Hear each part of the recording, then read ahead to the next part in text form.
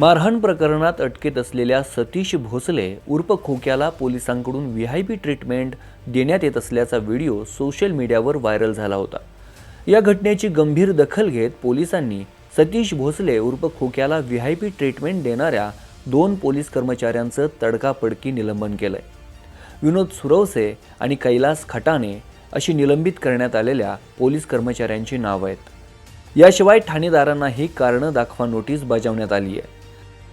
या कर्मचाऱ्यांसह इतर अधिकारी दोषी असतील तर त्यांच्यावर देखील कारवाई केली जाणार असल्याची माहिती पोलिसांनी दिली आहे।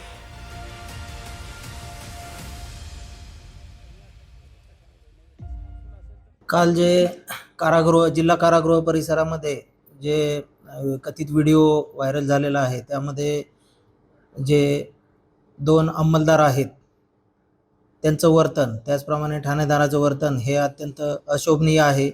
त्या अनुषंगाने जिल्हा पोलीस अधीक्षक माननीय श्री नवनीत कावत सर यांनी दोन्ही अंमलदारांना तात्काळ सेवेतून निलंबित केलेलं आहे। त्याचप्रमाणे संबंधित ठाणेदाराला देखील कारणे दाखवा नोटीस दिलेली आहे।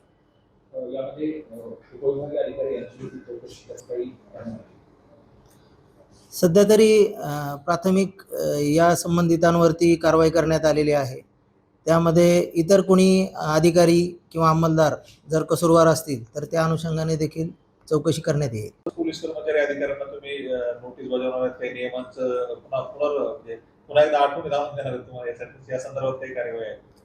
या संदर्भाने वेळोवेळी माननीय पोलीस अधीक्षक हे आमचे ग्रुप कॉल घेतात। आमच्या ज्या क्राईम मीटिंग असतात यामध्ये देखील वेळोवेळी सूचना दिलेल्या असतात आणि त्या अनुषंगाने त्यांना आम्ही प्रशिक्षण देखील देत असतो। नियमाचे हिशोबाने जर बघितलं आता नेमकं त्या ठिकाणी काय झालं हे चौकशीमध्ये निष्पन्न होईल। संबंधिताचा खरोखरच कसूर आहे नाही आहे, परंतु प्रथमदर्शनी तरी कसूर दिसत आहे, त्यामुळे कायदेशीर कारवाई करण्यात आलेली आहे।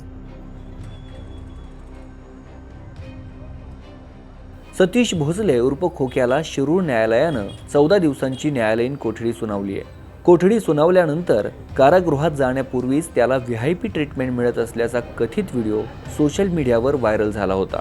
हा व्हिडिओ समोर आल्यानंतर संबंधित पोलीस कर्मचाऱ्यांवर निलंबनाची कारवाई करण्यात आली आहे। यात आणखी अधिकारी कर्मचारी दोषी असल्यास त्यांच्या विरोधात देखील कारवाईचा इशारा पोलिसांनी दिला आहे। Deepak Jadhav, Maharashtra times online, Beed.